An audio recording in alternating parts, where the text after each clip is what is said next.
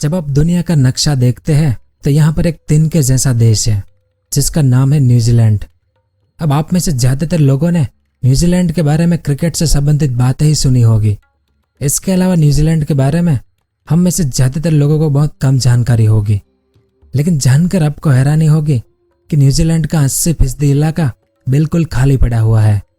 विश्व मानकों के अनुसार न्यूजीलैंड दुनिया के सबसे कम आबादी वाले देशों में से एक है और यहाँ का जनसंख्या घनत्व मात्र 16.2 लोग प्रति वर्ग किलोमीटर है। और इसमें से भी न्यूजीलैंड की कुल आबादी के 74% लोग उसके उत्तरी द्वीप में ही रहते हैं। इस मैप में आप देख सकते हैं, यह न्यूजीलैंड का मैप है। इसमें यहाँ न्यूजीलैंड के इस नीचे वाले भाग में बहुत कम लोग रहते हैं, जबकि इस ऊपर वाले भाग पर न्यूजीलैंड के 74% लोग रहते हैं और बाकी 23% लोग न्यूजीलैंड के बाकी क्षेत्रों में रहते हैं।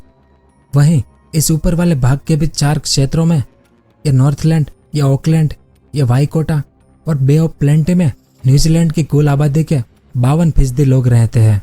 यानी न्यूजीलैंड में भी अजीबोगरीब जनसंख्या घनत्व देखा जा सकता है। अब न्यूजीलैंड आकृति और आकार के हिसाब से ग्रेट ब्रिटेन से बड़ा है और ग्रेट ब्रिटेन और न्यूजीलैंड दोनों ही आइलैंड है। अब न्यूजीलैंड 2 द्वीपों में बटा हुआ है, जिसमें न्यूजीलैंड का ये ऊपर वाला उत्तरी द्वीप दुनिया का 14वां सबसे बड़ा द्वीप है, जबकि न्यूजीलैंड का नीचे वाला दक्षिणी द्वीप दुनिया का 12वां सबसे बड़ा द्वीप है। लेकिन सामने ब्रिटेन दुनिया का सबसे बड़ा द्वीप देश है और ब्रिटेन और न्यूजीलैंड दोनों ही देशों में समशीतोष्ण जलवायु है। साथ ही दोनों ही देशों में लगभग एक समान बारिश भी होती है और दोनों ही देशों की जलवायु और तापमान भी लगभग एक समान रहता है। फिर भी ब्रिटेन की तुलना में न्यूजीलैंड की आबादी बहुत कम है, क्योंकि ग्रेट ब्रिटेन की आबादी 69 मिलियन के आसपास है, जबकि न्यूजीलैंड की आबादी मात्र 5 मिलियन के आसपास है। इतना ही नहीं, न्यूजीलैंड आकार में जावा, वंचू, ताइवान और श्रीलंका जैसे द्वीपीय देशों से आकार में बड़ा होने के साथ ही समान जलवायु और समान मात्रा में वर्षा होने के बावजूद भी आबादी की तुलना में बहुत ही पीछे रह गया है। तो यहाँ पर सबसे बड़ा सवाल यह है कि न्यूजीलैंड में इतनी कम आबादी क्यों है और ऊपर से न्यूजीलैंड का 80% तक का इलाका खाली क्यों पड़ा है। तो आज की इस वीडियो में हम इसी के बारे में विस्तार से जानेंगे कि न्यूजीलैंड का 80% इलाका खाली क्यों पड़ा है, न्यूजीलैंड में जनसंख्या घनत्व इतना कम क्यों है, क्यों न्यूजीलैंड की अधिकतर आबादी उसके छोटे से हिस्से में ही रहती है, इसके क्या क्या अलग अलग कारण है, वो सब और इसके अलावा और भी बहुत कुछ जानने को मिलेगा आपको इस वीडियो में। तो वीडियो के अंत तक हमारे साथ बने रहिए। तो जैसा कि इस मैप में आप देख सकते हैं कि न्यूजीलैंड दक्षिणी प्रशांत महासागर में स्थित ऑस्ट्रेलिया से 2000 किलोमीटर दूर स्थित है। असल में न्यूजीलैंड में 800 से ज़्यादा छोटे मोटे द्वीप मौजूद है, लेकिन न्यूजीलैंड की ज़्यादातर आबादी एक ही जगह पर केंद्रित हो गई है। जैसे न्यूजीलैंड के ऑकलैंड शहर में 2 मिलियन आबादी रहती है। इस कारण ऑकलैंड न्यूजीलैंड का सबसे विकसित और सबसे घनी आबादी वाला शहर है और ऑकलैंड के पूर्व और पश्चिम दोनों छोर पर प्राकृतिक बंदरगाह मौजूद है, जिससे व्यापार करने में आसानी होती है। तो इस कारण भी ज़्यादातर लोग ऑकलैंड में रहना पसंद करते हैं, क्योंकि यह शहर रोजगार भी ज़्यादा प्रदान करता है। तभी तो आज अकेले ऑकलैंड शहर में न्यूजीलैंड की 33% आबादी रहती है। इस कारण यह ऑकलैंड किसी भी देश की कुल जनसंख्या के हिसाब से दुनिया का सबसे अधिक घनी आबादी वाला शहर है। इतना ही नहीं, 84% न्यूजीलैंड के लोग शहरी क्षेत्रों में रहते हैं और न्यूजीलैंड के 4 मुख्य शहर जो है वो भी इस उत्तरी द्वीप पर ही मौजूद है, जबकि दक्षिणी द्वीप पर न्यूजीलैंड का एकमात्र बड़ी आबादी वाला शहर मौजूद है। उसका नाम क्राइस्टचर्च है, ये वाला। तो इस क्राइस्टचर्च की आबादी 3,89,000 है, लेकिन इस पूरे दक्षिणी द्वीप का आधे से ज्यादा इलाका बिल्कुल विरल पड़ा हुआ है। इस मैप में आप देख सकते हैं, इस नीचे वाले भाग पर सफेद कलर में लोग रहते हैं, बाकी हरा कलर वाला पूरा एरिया खाली पड़ा है। अब आकार के हिसाब से नीचे वाला भाग यूरोप के नीदरलैंड देश के बराबर है, लेकिन न्यूजीलैंड के इस पूरे इलाके में ना के बराबर ही लोग रहते हैं।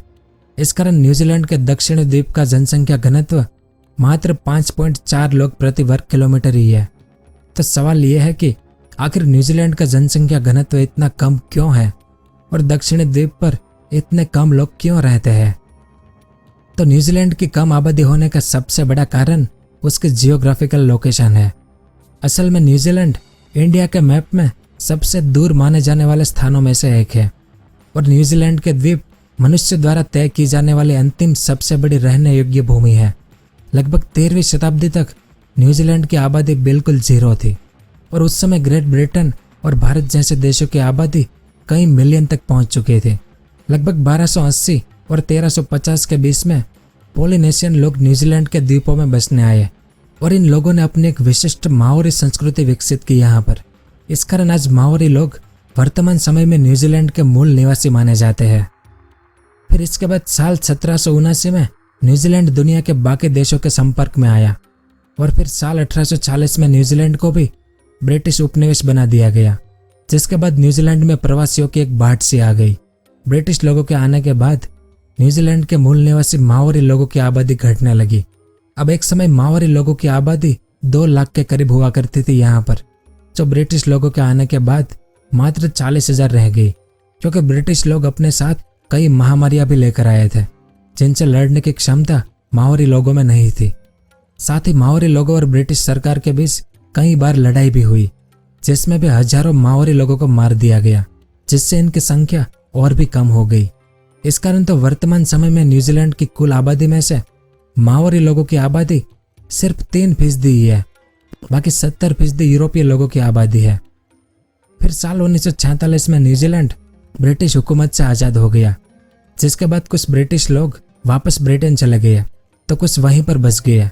लेकिन मूल निवासियों की आबादी कम होने के कारण आज भी न्यूजीलैंड की आबादी मात्र 5 मिलियन के करीब ही है। तो एक प्रमुख कारण है कि न्यूजीलैंड की आबादी इतनी कम है। इसके अलावा न्यूजीलैंड के नीचे वाले दक्षिणी द्वीप की बात की जाए तो दक्षिणी द्वीप की आबादी ना के बराबर ही है, क्योंकि दक्षिणी द्वीप पर इस उत्तरी द्वीप की तुलना में ज्यादातर पहाड़ और पहाड़ियाँ ही मौजूद है। इस मैप में आप देख सकते हैं इस भाग में ज्यादातर पहाड़ ही है और ऊपर वाला भाग ज्यादातर हरा भरा और मैदानी इलाका है। और इस दक्षिणी द्वीप का लगभग 60% क्षेत्र पर्वतीय है। अब न्यूजीलैंड के इस दक्षिणी द्वीप पर ज्यादा पहाड़ होने का सबसे बड़ा कारण यह है कि न्यूजीलैंड के इस क्षेत्र के नीचे प्रशांत प्लेट और ऑस्ट्रेलिया के टेक्टोनिक प्लेटें ओटिएरोआ बहुत ज्यादा संख्या में मौजूद है और पिछले 45 मिलियन सालों से प्रशांत प्लेट पश्चिम की ओर बढ़ रही है, जबकि ऑस्ट्रेलिया के टेक्टोनिक प्लेटें उत्तर पश्चिम दिशा में बढ़ रही है। इस कारण ये दोनों प्लेटें आपस में टकराकर इस क्षेत्र में पहाड़ों का निर्माण करती है। और इतना ही नहीं, इन टेक्टोनिक प्लेटों के टकराने के कारण न्यूजीलैंड के दक्षिणी द्वीप पर हर साल 20,000 से ज्यादा भूकंप आते हैं। तभी तो न्यूजीलैंड के इस दक्षिणी द्वीप को दुनिया की सबसे ज्यादा भूकंप वाली जमीन मानी जाती है। और इन टेक्टोनिक प्लेटों के कारण न्यूजीलैंड के दक्षिणी द्वीप पर दक्षिणी एल्प्स का निर्माण हो गया, जो लगभग 500 किलोमीटर इस द्वीप के उत्तर पूर्व से दक्षिण पश्चिम तक फैला हुआ है, जिसमें दक्षिणी एल्प्स में 3000 मीटर से ज्यादा ऊंचाई की 18 चोटियां हैं, जिसमें सबसे अधिक 3724 मीटर ऊंची माउंट कूक है। तो दक्षिणी एल्प्स के कारण दक्षिणी द्वीप की एक बहुत बड़ी भूमि इस पर्वतीय क्षेत्रों में आती है, जिसे काटकर कृषि योग्य भूमि बनाना काफी खर्चीला और मेहनती काम है। इस कारण इस द्वीप का अधिकतर हिस्सा विरल पड़ा हुआ है और यहाँ ना के बराबर ही लोग रहते हैं। फिर इन पहाड़ों के कारण पश्चिम से आने वाले पछुआ हवाएं इन पहाड़ों से टकराने के बाद पूर्वी क्षेत्र तक पहुंचते पहुंचते शुष्क पड़ जाती है, जिससे बाकी पूर्वी क्षेत्र में ना के बराबर बारिश होती है। इस कारण दक्षिणी द्वीप पर बहुत ही कम कृषि योग्य भूमि बची हुई है और बिना कृषि के लोग इस क्षेत्र में रहना पसंद नहीं करते हैं, जो एक बहुत बड़ी वजह है कि इस द्वीप की आबादी इतनी कम है। इसके अलावा न्यूजीलैंड का यह दक्षिणी द्वीप दक्षिणी गोलार्ध में आता है, जबकि यह उत्तरी द्वीप भूमध्य रेखा के उत्तर में आता है। इस कारण उत्तरी द्वीप का तापमान दक्षिणी द्वीप की तुलना में काफी सुहाना रहता है और दक्षिणी द्वीप में ज्यादा ठंड पड़ती है, जबकि उत्तरी द्वीप दक्षिणी द्वीप की तुलना में काफी गर्म रहता है। फिर कृषि भी एक प्रमुख कारण है जो लोगों को आपस में जोड़े रखता है, लेकिन दक्षिणी द्वीप की तुलना में उत्तरी द्वीप की भूमि काफी समतल और उपजाऊ है, क्योंकि उत्तरी द्वीप में ना के बराबर पहाड़ी क्षेत्र है जो भूमि को समतल बनाते हैं और ऊपर से इस उत्तरी द्वीप में कई ज्वालामुखी भी मौजूद है, जो बीते समय में कई बार विस्फोट हुए हैं, जिससे भारी मात्रा में उपजाऊ मिट्टी बाहर आई है, जिससे इस भाग की मिट्टी कृषि के लिए एक वरदान साबित हुई है।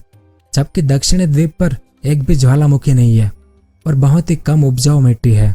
यानी न्यूजीलैंड के इस ऊपर वाले भाग पर कृषि योग्य भूमि ज्यादा होने के कारण इस उत्तरी द्वीप पर ज्यादा लोग खेती करना पसंद करते हैं। अब न्यूजीलैंड की भूमि पूरे एशिया महाद्वीप की तुलना में फसलों के उत्पादन के लिए काफी कम उपजाऊ भूमि मानी जाती है, क्योंकि यहाँ के क्षेत्रों में समशीतोष्ण जलवायु के कारण ज्यादातर घास ही उगता है। इस कारण न्यूजीलैंड में अधिकतर लोग बड़े बड़े मैदानों पर पशुपालन करते हैं। इस कारण पशुपालन न्यूजीलैंड का प्रमुख व्यवसाय है और न्यूजीलैंड दुनिया भर में सबसे ज्यादा ऊन और मांस का निर्यात भी करता है। आंकड़ों के अनुसार न्यूजीलैंड की जनसंख्या मात्र 5 मिलियन के करीब है, लेकिन न्यूजीलैंड में भेड़ों की संख्या 27 मिलियन के करीब है, जबकि यहाँ 10 मिलियन से ज्यादा गाय भी मौजूद है। इस कारण न्यूजीलैंड दुनिया भर में डेयरी प्रोडक्ट की भी खूब निर्यात करता है। यानी न्यूजीलैंड की कुल भूमि का 55% मात्र पशुपालन में और कृषि से संबंधित कार्यों में इस्तेमाल होता है और इस भूमि के कारण न्यूजीलैंड हर साल कृषि से संबंधित $44 बिलियन से अधिक के सामानों का निर्यात करता है।